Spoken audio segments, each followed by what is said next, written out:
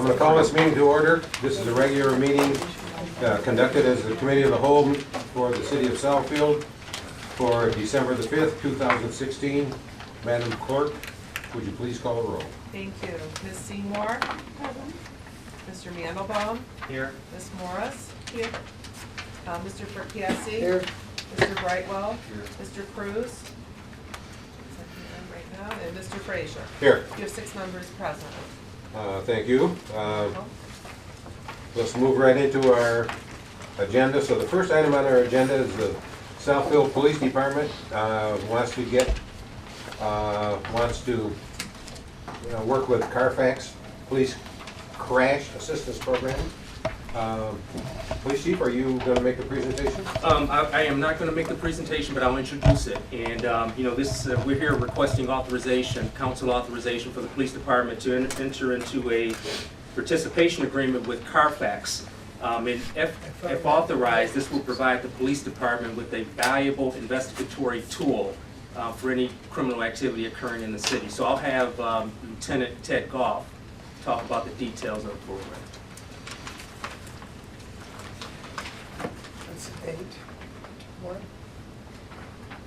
Good evening, Council. Good evening. As Chief Hawkins stated, we are requesting that the city enter into a participation agreement with Carfax Incorporated. I think everybody is probably pretty familiar with Carfax. They track vehicle histories through repair records, and initially it started with repair records. It has grown over the years to a point now where they receive records from motor vehicle registration agencies like the Michigan Secretary of State in all 50 states, as well as in every province in Canada. They also receive police crash reports or information from police crash reports from over 1,500 agencies across North America, and we are asking to become one of those agencies that participates. We will agree to provide to Carfax information that our officers gather on police crash reports, with the exception of any personal identifying information such as names, addresses, or phone numbers, but we'll provide vehicle information, the location of the accident, the amount of damage, whether the vehicle is drivable or not, whether airbags deployed. There are about 17 or 18 different items that we will provide to them. This is all public information which would be available to anybody who filed a request for it. So we are not violating any privacy rules. In exchange for providing that information, we receive free access to the Carfax system, which will help us if we need to track down vehicles or any type of history related to vehicles. So as Chief Hawkins stated, it will be very valuable to us. A good example is if we have an identified vehicle but we don't know who was driving it or who was in possession of it at the time. We are pretty good with police records in the Metro Detroit area because we participate with the Clemis system. But if a car is in an accident, let's say in Lansing or Grand Rapids or in another state, we don't necessarily have access to those records. This system would help give us access to that. We could find out if a vehicle was in an accident in another location, contact that police department, get a copy of the report, and then we could then find out the details. So it's a very valuable investigative tool, and we are requesting that the city authorize this agreement. Any questions? Is this an open-ended agreement? It is open-ended, but we can terminate at any time. Okay. No questions? This will be on our consent agenda for next week. Thank you. Okay? Doesn't cost us any money. All right. Item number 2. Enterprise Rent-A-Car. Yes, good evening, Council, Mayor Cyber. The particular item before is a special use request. This is PSLU 16-0005, special use request of Enterprise Rent-A-Car for the property located at 24620, 24640 Telegraph Road. Property in question is currently zoned I-1 Industrial. Does have a little sliver of parking also on the back. You can see this little sliver of yellow here in R1. This is actually, the map itself from Oakland County is actually off by a little bit, so there's no residential on this property. This just needs to be shifted down a little bit farther. The property itself is the existing Seaford Printing Building. We're on the east side of Telegraph Road, just south of 10. We have McDonald's here, then there's the Light Cleaners location, and then the Seaford Printing location. The proposal is to move the existing Enterprise Rent-A-Car that's currently on the west side of Telegraph Road to the south of this location to this new location on the east side of Telegraph Road. There will be some changes to the facade, some new painting, as well as obviously the Enterprise Rent-A-Car logo and new signage there, and then there'll also be some landscape changes that will also be made on the property. I do have representatives from Enterprise Rent-A-Car here, and I will ask them to come up and continue the presentation as to the reasons why they're moving to this particular location.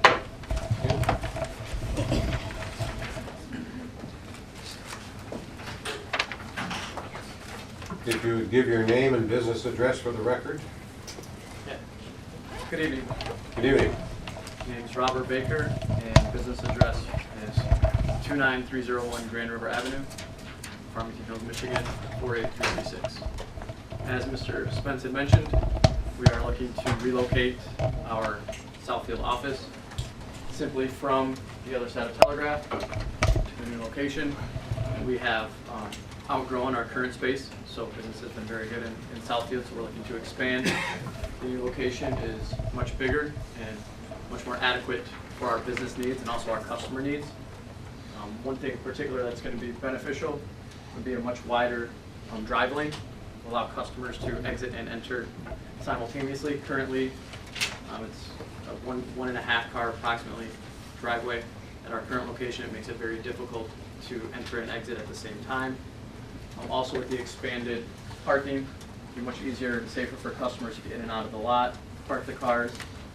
Inside as well, we'll have a covered area to check customers into and out of vehicles in inclement weather, so they don't have to do that out in the rain or cold that's coming up in the months. So we're looking to update the building with current landscaping and spruce it up. It's been vacant for a number of years, and those are the main reasons why we'd like to do that. They were putting a roof on it about a week or so ago. Yeah, I believe the landlord was doing that, that's correct. Okay. Questions? Mr. Brightwell. What is the proposed value of your improvements? I think it's all told with the roof and the renovations that we're doing later on, $250,000 approximately. Mr. Mayor. I can just attest, I've used your services and getting in and out, and people block the driveway, they're dropping their car off, so you need a wider driveway. Yeah. Mr. Mandelbaum. Is this a rezoning request, or is it just? No, it's just a special use request within the industrial zone district. If it's not an industrial type use, it does have to go to the special use process with the city council and planning commission. So at this point, because it's an industrial zone property, it's a special use within the district. Okay. So are you buying the building, or are you leasing it? We'll be leasing it. Okay. That's just as the mayor said, it was, I actually returned a car to Enterprise today, so it's a good experience. Not your location, a different one, closer to my home, but it was a good experience. Good. Glad to hear that. Thank you for choosing Enterprise. Any other questions? What's the planning department feel about this? Okay, the planning department is favorable toward this proposal. Planning commission last month did vote unanimously favorable for this special use. Mr. Fracassi? Are they gonna do some extra landscaping over there? Yes, yes, yep. And we will be handling any site plan issues administratively. This is industrial zone district, so the planning department does take care of the site plan issues on this property. Okay, it'll be on our agenda for next Monday. We'll see you then. Excellent. Thank you. Thank you. Next item on our agenda is the presentation and discussion regarding the Shawarma Corner Carryout Restaurant.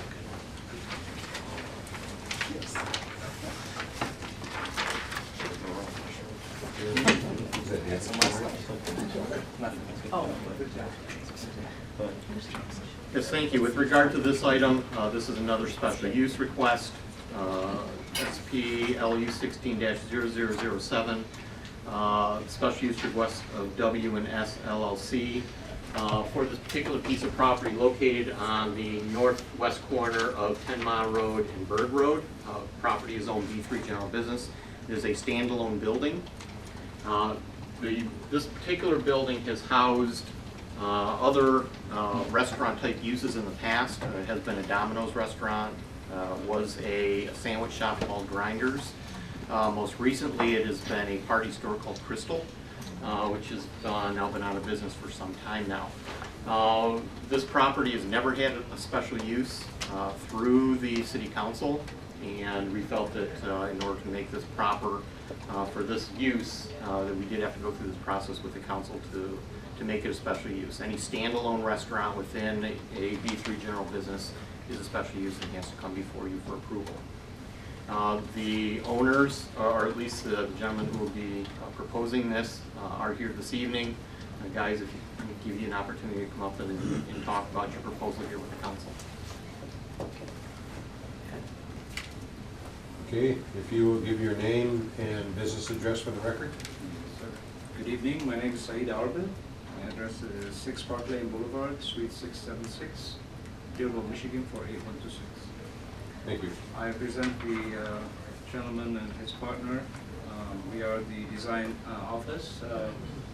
Their intention is to have a carry-out restaurant, Mediterranean food, and I have investigated the building itself. It looks very adequate for the project.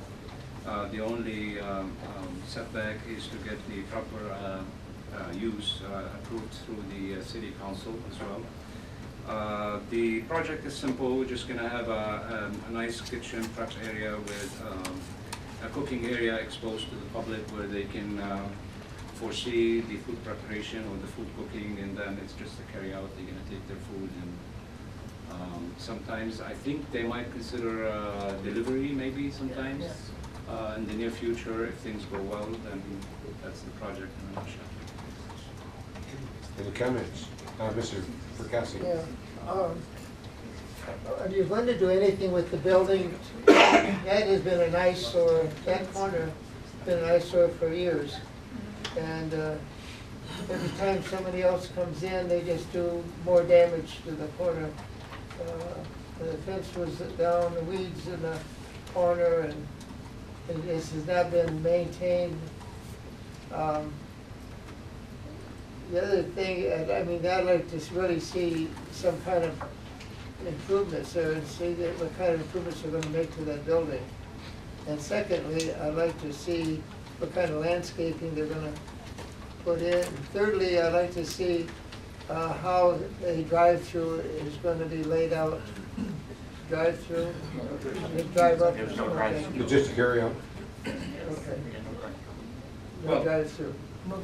They did some cleaning to the site. They restriped the parking lot, and they also cleaned up the landscaped areas as they exist right now. I mean, there's probably a chance to add more shrubs or small trees to the site if it's possible. The building itself is being cleaned, and it could require some painting. That's something they have to work out with the landlord himself.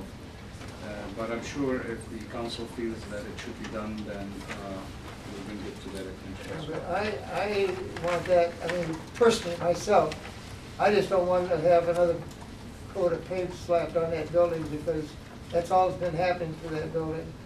And it's really a nice, so it's a real nice neighborhood in there, and it never has been anything of any substance that reflects how nice the neighborhood is. And, you know, it always seems that that's what the next guy did, is put another layer of paint slopped on and then open the doors and whatever. And I think that I'd rather like to see what the landlord's gonna do to that building to upgrade it. By all means, we can bring this to their attention, and they will have some ideas before the 15th meeting. Perhaps we can have a synopsis about what they intend to do, maybe provide you with some basic plans about how they're gonna proceed with this. I'd like to see that. Okay. Mr. Mandelbaum? What's the timeline to have it completed? Hopefully, if we get approved by next week, we're gonna move on the permit process, and whatever the city takes, probably a couple of weeks or so after commencing construction sometime in January, and they intend to finish it as soon as possible. There isn't any major construction to the interior, some basic dividing walls, equipment installation, mainly is gonna be plumbing, mechanical, electrical work. So I would assume maybe 30 days or so, 40 days after the permit is issued.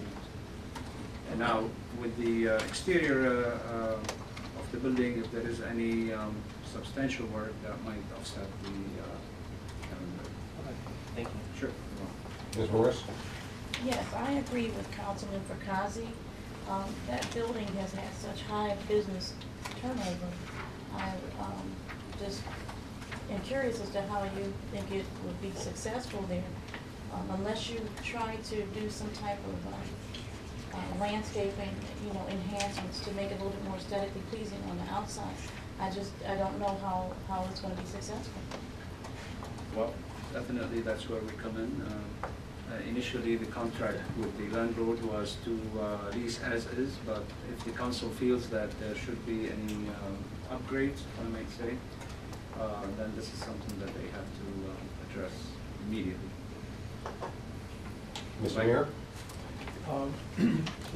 Obviously, you're gonna do something about the sign, Of course. and what's there now, if I remember right, it's on a pole, Yes. and it's kind of leaning or something.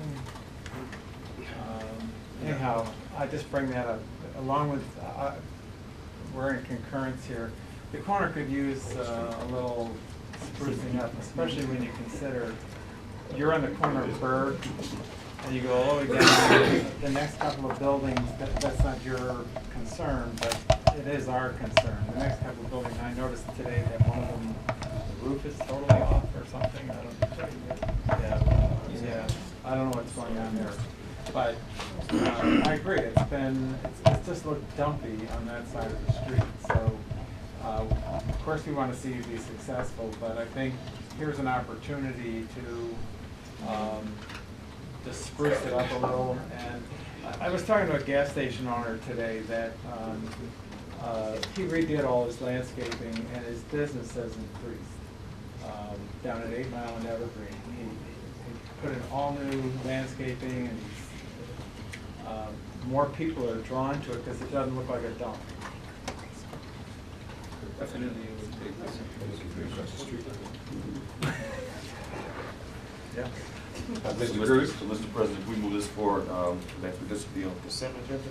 Would this be part of the consent? No, it's a special It's a use. special Public- use. So we'll have an public hearing. opportunity to hear from them again next week about these concerns. I mean, I think we are kind of in agreement about some, what we want to see kind of looking on our side. Yeah, planning will work with the petitioner to address the issues that have been brought up by council. The exterior, the look on the exterior, the landscaping, and then general just site upgrade. We'll work with them on this week to try and address those issues. Then if we can't come to a consensus, we can bring this back to council next week, and then we can let you know that we haven't quite made it yet as to the issues that council's looking for. We may have to postpone it, but at least we'll work with them over the next week to get those upgrades. And some kind of plan for them. And the sign. And the sign. A question. This is special use. Yes. Now, there have been several other like-type businesses in that same building. Have they all been special uses? No. Why not? Yeah. For whatever reason, they didn't go through the process. They just opened the door and went to... In some cases, you're dealing with a use that had been in there for some time, and then if the same use continues to go in, they're grandfathered in, so to speak. This particular one, because we had a change of use to a party store, it was our belief that because now we're going back to a carry-out restaurant, which it wasn't before, we had to go through this process with council. So for whatever reason, the carry-out restaurants that were in there before never went through this process, And they keep adding carry-out restaurants until they added this party store, which was a permitted use within the district. Once they changed that use to the permitted use, now they want to go back to a special use. We believe now is the time that we could take care of the special use on this property. Yeah, so for whatever reason, they were allowed to go in as carry-out restaurants over the years without the special use. Yeah. I agree. Yeah, in doing the research on it, that's what I found as well. It made me do as well. Yeah, you have a question? That was a good question. Oh, all right. Mr. Brightwell. Is it appropriate now for me to hear from the owners, the proposed providers, to determine why they think they will be successful? Well, once you get,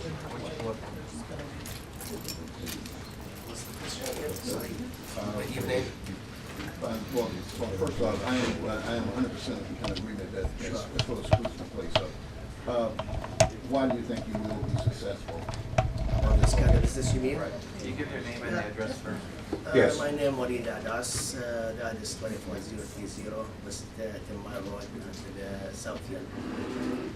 We choose that area, we've been looking for another location, to open restaurant, which is, I have experience, almost 15 years I managed restaurant.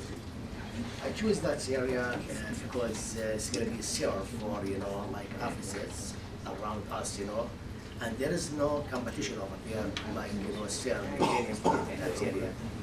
We choose it as carry out because small place, Islamic place, it has nice parking lot and out from 2 lights, we hope so, gonna do well, that's the location. That's kind of the food different that area. I think it's close to us, like by 10 Mile and Telegraph, like Happy Pizza. Right. There is liquor store across the street from the other side, kind of, nice businesses around, but there is no food in that area as like dishes or meals or we're gonna serve, over there also beside, delivery for the offices. We depends for the delivery. So that's why we choose that location. We hope so it's gonna be successful. Any other questions? Okay, we will see you next week. Thank you so much. Thank you. Thank you. Thank you. Next item on our agenda. I think our attorney has that. Yes, thank you. This is a proposed ordinance amendment to extend the consumer gas franchise within the city. Originally, the city council granted the franchise in 1986. It granted it for a 30-year period, and that 30-year period expired August 24th of this year. So, of course, consumers made contact with administration and requested that this be extended so that they have the continued right to operate a gas franchise within the city of Southfield. We kind of all put our heads together. Were there any issues with consumers? Was there something that we thought maybe needed to be discussed with them before bringing this to council? Were there any issues that maybe we could try to, work out some issues? But really, nobody could really come up with any definitive issues that we really had with consumers that we thought we needed to address.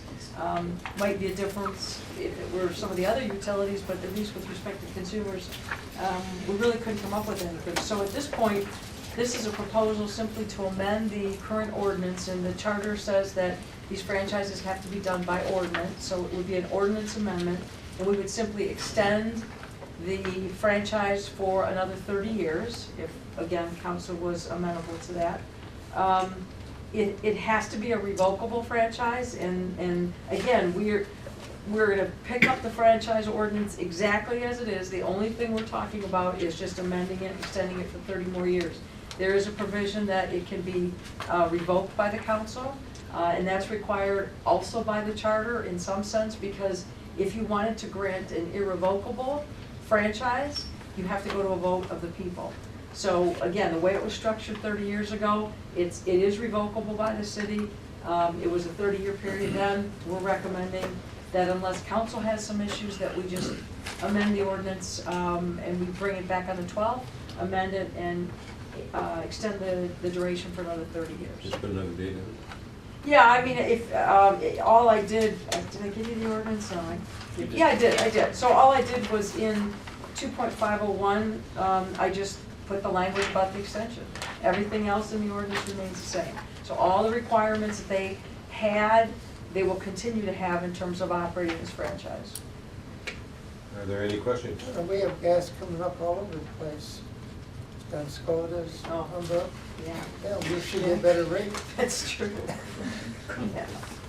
Mr. Brightwell? Yeah. Is there any fiscal, is there any money associated with it? No, I mean, again, It's I just think the that right for them to. the trade-off is that you, of course, want your residents to Right. be able to have gas, right? I mean, an important thing in this climate, right? Yeah. So I think it's kind of a win-win situation, but back in the day, there were no, obviously, with, some of the franchises, like the cable franchises, we had negotiated some things in favor of the city, but if you look back, the DTEs, the consumers, there doesn't appear to be anything at the time that was negotiated. Does DTE have a, well, what was it, Michigan, do they have a franchise here in Southfield? I don't recall So seeing the that. consumers is the only. Right, one that- as far as I know, but I will go back and check that. Obviously, DE, yeah. I know, but. Right. There's no longer Michigan DT. I know it's I know it's DTE gas. You're asking originally, was there a Mishcon? Was there? I don't recollect ever seeing one, but, Okay, so consumers is the only player in Southfield. yeah, no, relative to- now you can go to different, Right. suppliers and get your gas, but again, they're all all that is transmitted through these lines to the suppliers. So, I mean, it's important, obviously, that we have this franchise in place. One quick question. Mr. Mendelbaum? Why 30 years? Why not just make it indefinite? If we're just, 30 years seems like a really long time, so if we're gonna go that far, why not? Well, I think that I mean, again, I was going with what we had done in the original, the original, I think there is something, hold on a second. Is it a state statute? No, we have a charter provision on this, which that is was always it. interesting, yeah.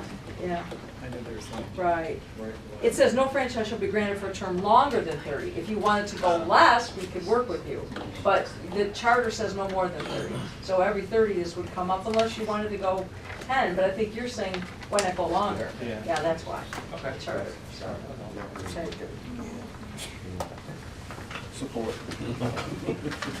Okay, this will go on our consent agenda. Thank you. All right. Moving right along.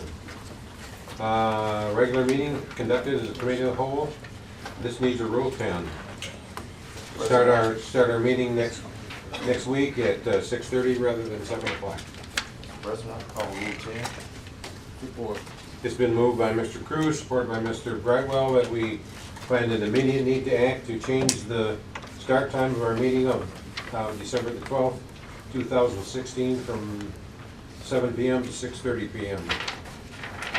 Wasn't this also to do that as a committee of the whole? Because next, it's not just to start, I mean, we were gonna do it as a COW Yes. at 6:30 Yes, before the regular. yes. So we're not changing the starting time, You're adding- we're adding Add- the committee of the whole meeting for Right. a half an hour, Right. We start business at 6:30, but not the the regular. regular meeting. Right. Then So- the time, a half an hour? That was Mr. Pierce, wasn't it, And issue? he said 6:30 should be fine. That's what he asked for. Okay. He just wanted to update us before we voted. Yeah, you're gonna start the meeting as a COW, then recess into the chamber for the Yeah, regular meeting? yeah, Okay. call roll over, and so really all we're doing Yeah, is so we adding don't a have to start all COW. over again. Right. Okay? All those in favor signify by saying aye. Aye. Opposed? It is carried. Mr. President, I'll rule that we schedule a regular meeting conducted as a committee of the whole, 6:30, December 12th. Support. It's been moved by Mr. Cruz, supported by Mr. Brightwell that we change the start meeting as a committee of the whole from at 6:30 for December the 12th. Is there any more discussion? Are we prepared to vote? All those in favor signify by saying aye. Aye. Opposed? It is carried. Next item on our agenda. Assistant is here, the Director of Human Resources. Okay, let's slow this down a little bit. There was a landscape record tonight. Good evening, Council. Thank you.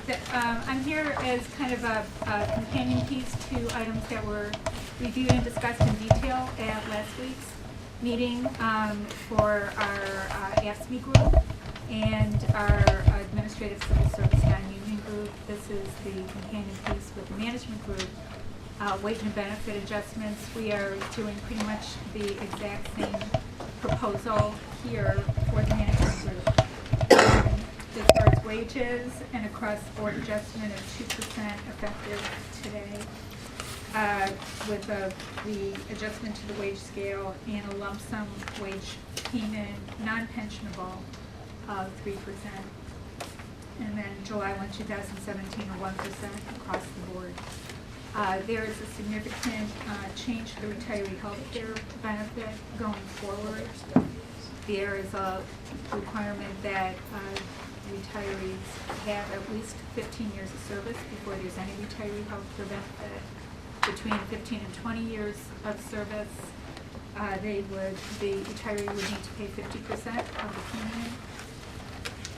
For 20 to 25 years of service, the retiree would pay $75 per month for the member and another $150 a month if a spouse is added for $225 a month. And at 25 years of service, the retiree pays $30 a month with an additional $120 a month for the spouse, so $150 per month total. There's some provisions for a death in service and disability retirements to give some level of protection for those individuals who might be retiring prior to the 15 years of service. There's individuals who have had, we've been amending the retiree health care benefits since 2005, so this is nothing new. So this is for the individuals that were basically hired prior to 2005. It's the change for them. But people who were hired from 2005 to 2007 have a totally different retiree health care benefit program in those hired from 2007 to 2011. Have yet again different percentages that they pay.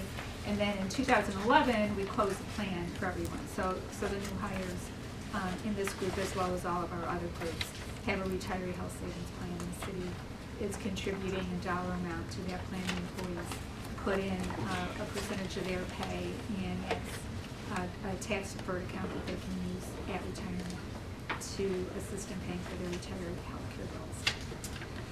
So if you have any questions about this program, Does anyone have any questions? Mr. Mandelbaum. I know we talked about this last week, but in reading this now, it talks about the city clerk and the city treasurer, but then in the resolution, it only mentions the city clerk. Does it not affect the city treasurer? The city treasurer is, I told you that people that were hired later had a different program. So the city treasurer was hired, was elected in 2005, and so he's in that. He retains the benefits of that group. Okay. And maybe we could jump in. This could complicate it, but it also could maybe offer some clarification. There's a charter provision that indicates that with respect to the clerk and the treasurer, that obviously the salary is determined by the local officers, but benefits are determined by council. But section 4.26 of the charter says that the council cannot change the emoluments of the clerk and the treasurer during their term. Emoluments is a pretty broad broadly defined provision. And so I think it clearly impacts this. So the clerk had a retiree health program, and I think council certainly has the right to change it, but I don't think you can change it during the current term. So I think it's in here, right? Yes. That we're Yeah. saying that in The next- November of 17, if it is, for example, the current city clerk, Right. you could change it consistent with what you've done for the rest of management for her going forward. If it wasn't the current city clerk and it was a new person, well, then they're gonna be in the 2011 program and they won't get any of this anyway. So again, some of this is just like, it's variable. You couldn't get real specifics, but that's why there was some extra language in there about the clerk and the treasurer. Okay, Okay. questions? I do have one question. That is, assuming this gets approved, will each employee that this affects get something in writing to show that what they have as far as their benefits and their responsibilities are concerned? I think we did send out this letter to the management group ahead of time, but we definitely will give them more information because some of this does get to be very confusing. You know, when did I hire in? You know, what's my program? So I think that would be very helpful to give them something. Yeah, I think it's important that they have a piece of paper in their hand or a little booklet or whatever it takes in their hand that they can give to the rest of their family, so that if something happens to them, at least their family knows what they can expect. So. And Council President, I agree with you, and I'd like to see this council make sure that has happened, because I know personally, I've asked that for a long time. And if we have to contract with an outside organization, and I'll use myself personally, heaven forbid, if anything happened to my husband, I know exactly from A to Z, you know, what I get, what I'm entitled to, et cetera, et cetera. I have nothing to give to my husband because we don't have, you know, anything that is specific to me that, you know, if you are 65 years old and you were to retire, and this is what you would be entitled to. So we have never provided that, or years ago we did, but it stopped a long time ago, and I just think it's really important for people when it comes to planning for their families and everything. And there's outside agencies that can put that together and give it to everyone. Yeah. So Yeah, I'd like to see it done for the employees. Yeah, it's something that I think will ease some people's minds, because if they don't know what, you know, they don't know what to expect, then it could be trouble. And then we have also an L drive. I mean, that information could be put on there, and there's nothing on there for the management group. So if you yourself personally want to go and look for something, you can't find anything. So it shouldn't be that complicated, and it should be at your fingertips to look at. Of course, depending on what happens in Lansing, much of this could be moved. Oh, sure. But still, you would add a clause. You would add a clause under that. That's Right. with anything. Right. I mean, Okay. changes occur all the time, but Sure. people are entitled to that information. Okay, you deal with that? Absolutely. Okay. One other question.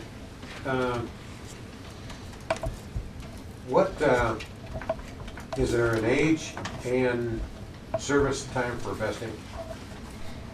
For pension? Yeah. Or for pension, it's 10 years. 10 10-year years? vesting. What about health benefits? For health benefits now under the new plan, for those affected by the new plan, you need 15 years service. But The if minimum was 15. It's a minimum of 15 years of service, but if you have 15 years of service and you defer vest, you leave and go work somewhere else and then come back for your pension, you'll get your pension but not retiree health care. So you have to retire from here to get the retiree health care and meet the minimum years of service. Okay. Is any age? Well, under CERS, you need, depending on when you started, you need either 82 points, which is your age plus your years of service, or age 65 with 10 years of service. Okay. And then the new hires in tier 2, you need either 57 and 25, age 57 and 25 years of service, or age 62 and 20 years of service. Okay. All right. Mr. Morris? Is the vesting, like, so if you work for 5 years, you 50% vested, and then 10? You work for 5 years, you're 0% vested. Oh, You need, you need the full 10 years. Okay. Got no buttons on your vest. Yeah. Okay. I'd like to make So- a Rule 10. Support. It's been moved by Mr. Mandelbaum and supported by Mr. Cruz. Do we find an immediate need to act? Is there any further discussion? You prepared to vote? All those in favor signify by saying aye. Aye. Opposed? I'd like to make a motion that we approve the management group wage and benefit adjustments for the 2016, 17, and 17, 18 fiscal years. Support. It's been moved by Mr. Mandelbaum, supported by Ms. Morris, that we approve the wage and healthcare benefits for the management group from 2015, 16, 17, and 18. Is there any further discussion? All those in favor signify by saying aye. Aye. Opposed? It is carried. Thank you. All right. We have two requests for communication. First one is Mr. Gerard Mullen. If you go to the microphone, state your name and address for the record. You have 3 minutes. And it is starting.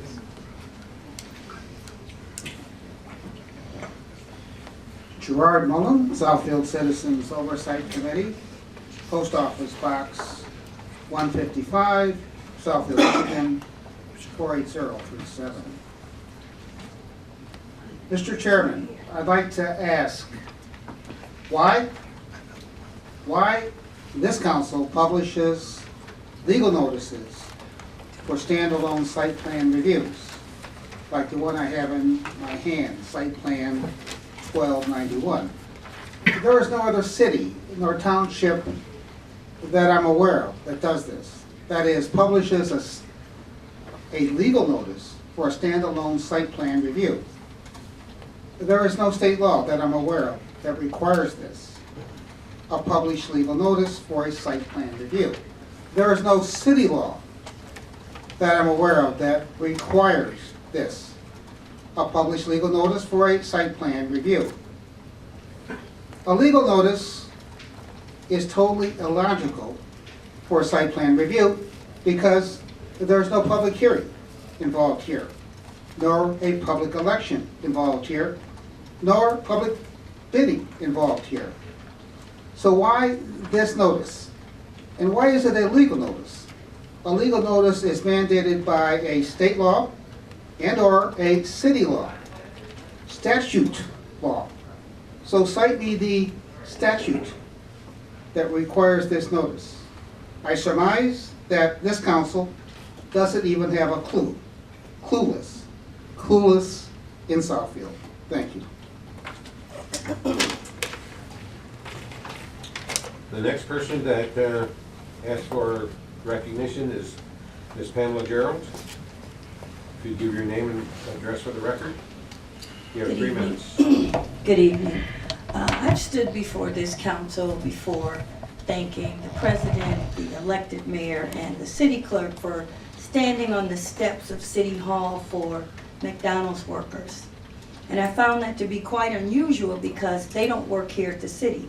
So I didn't get the correlation how the McDonald workers were able to come over, get support from the city officials, and be able to protest and stand on city property. What I'm disappointed about is, where is that support for your very own TPOAM workers?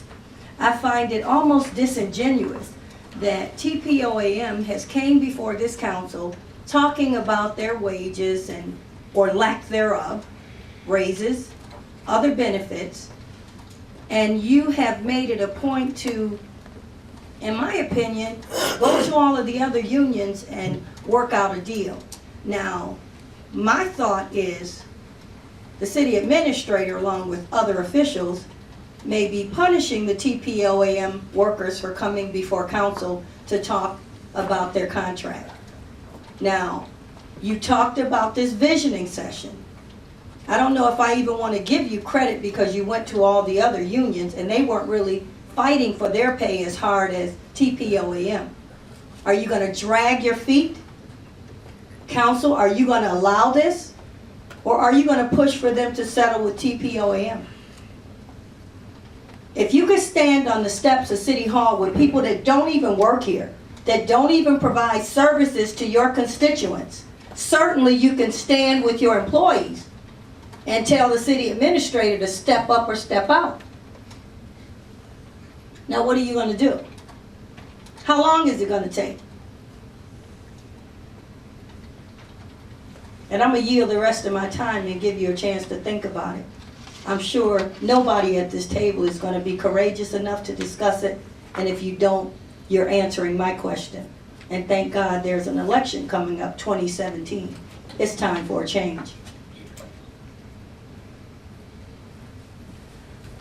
Seeing no one else requesting communications, is there anything else that needs to come before the council?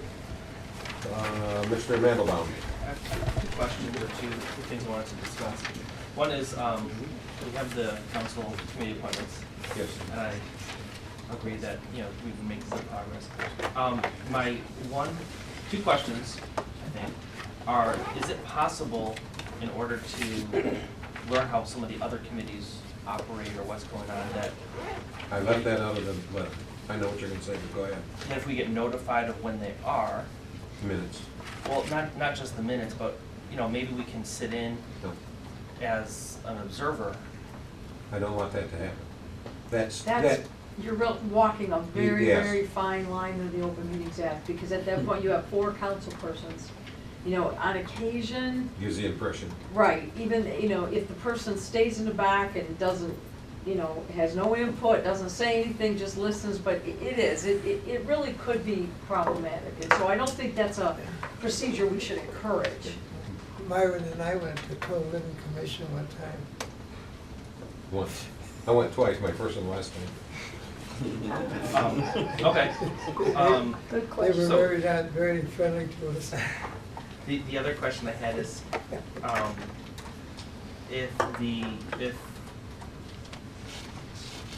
who would be responsible for contacting the council president if someone can't make it? So for example, if we're having a boards and commissions meeting and Lloyd says, well, I have to teach that night, would I be calling you? Chairperson. The chairperson should call the council president because the chairperson is responsible for that committee. Okay. So, And then if you're not available, we'll go to the pro tem? yeah, but he's teaching. Okay.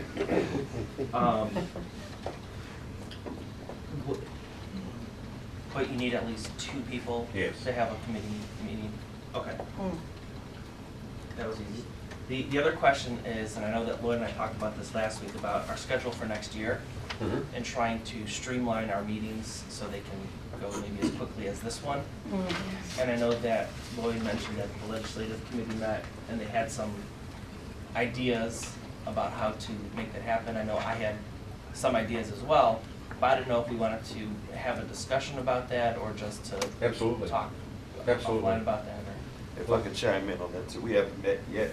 We have talked about them, but we do plan to have a formal meeting. So if you have some suggestions, we'd like to add them to the list of things we had already kind of talked about too, and bring it back to the whole group to discuss. Yeah, that's really the value of the committees is that you can roll up your sleeves and dig into some issues that just not really possible at this table, and then bring recommendations back to this, because you kind of mulled them over and talked about them and felt all the kind of burrs off the edges. So, but the one point that I was making is that there should be minutes, and they should be shared through the city clerk's office, so that the whole council can get it. And I was just gonna say, I know I had attended a Northland meeting, and I think I maybe went to two, but I did ask, in the first meeting that I attended, was it possible to get copies of the minutes? And I was told that we were gonna get copies, all of the council was gonna get copies, but I've only gotten one. Okay, I'll make sure that Anita sends a copy to all of the council people. Can we agree going forward in 2017, if, and it's probably not all the committees, but probably the majority of the committees could come up with a tentative schedule? Because what happens is, at least if we have a tentative schedule, we know from the administrator's side, the attorney side, and also the city clerk side, when we need someone available, when the room should be kept open, when a secretary is there to take minutes.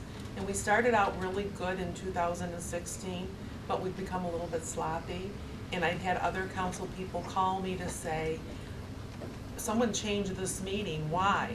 And then I'll say, what meeting? I wasn't even informed. So I just think we need to do a better job as far as, the process, and I don't know if we want to talk about it now, or if it's just something we want to think about, but that way we can provide the minutes, and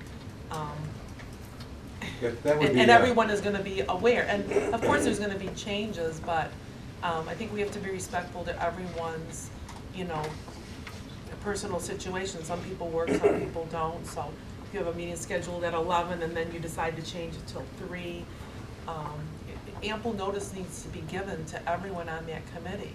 Well, not only that, but because each one of you serve on more than one committee, you really need some kind of a structure that will let people plan their schedule. So if the committees are just bouncing around, then the person that has to be on 2 different committees that's bouncing around, they may meet 10 o'clock in the morning on one day and think they're not gonna meet again until 2 weeks, and find out that the chairperson called the meeting the following day, so. Mr. Brightwell. Yeah, I agree with Ms. Banks, and the Finance Committee, and when we first got established, we established the second Friday of every month, and we stuck to that plan up until, I think, we had some personal. You ran out of Fridays? Yeah, Fridays and Thursday got in the way, but we had a personnel change in the city and a couple other things. So, but I agree with Ms. Banks and everybody else. If we can establish something like that, because the 3 or 4 committees I'm on, if I can do a calendar for the whole year, sure, I can be flexible enough if something pops up, and that would behoove everybody to just get a calendar for the whole year and realize that things will change. Sure. Okay. Anything else? What are we gonna do with the rest of our day? It's not even 8 o'clock. If I go home now, I don't know. Larry, how's the audit going? How's the audit going? How's we got time? Not all that good. Not all We're that good. discussing that at Friday's finance committee meeting. We have a meeting this Friday? It's a meeting this Friday? Finance. Yeah. It's the second Friday of the month, right? No. Is it? Wait, that's the I'm off. first. No, Yeah, that'd be the first Friday. Right, I'm You got sorry. it wrong. Everybody's like, what? I'm off the week, I apologize. yesterday. It's the second Friday. This would be the second. I'm sorry. This is the second Friday. 3 minutes of our new plan, we done, we're all messed up already. Last week was December 2nd, so. Oh, that's right. So this Then was it the- is the second, right? Oh. Yep, this is All we second gotta do is Friday. bear the ad, right? Just remember, we have the redevelopment Arbor Walk. I don't know what time the meeting is. 11, I mean, I don't know what time the finance committee meeting is. 1 o'clock. And don't forget tomorrow night is tree lighting, Yeah. 6:30 at the Bird. Is Is Santa coming at 6:30 or 7? You should know, you're getting the key, right? When are you giving the key at 6? You know, I haven't heard from her. Have to call NORAD. I've just been told 6:30 to be there. Have to call NORAD.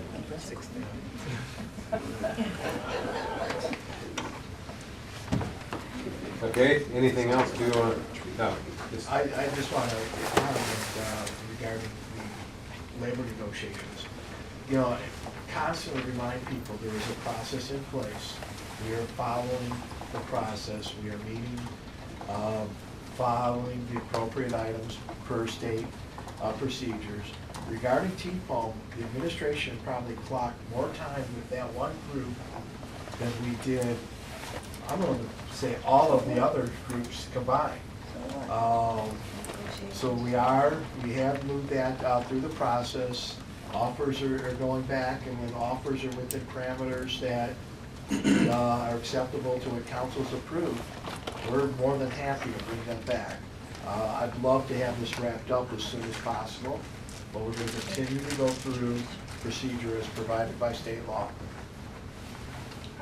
okay. All right, this is your last chance to stretch the meeting. All those. Myron, if you don't get Come on, we only got 30 seconds. All right, 7:59.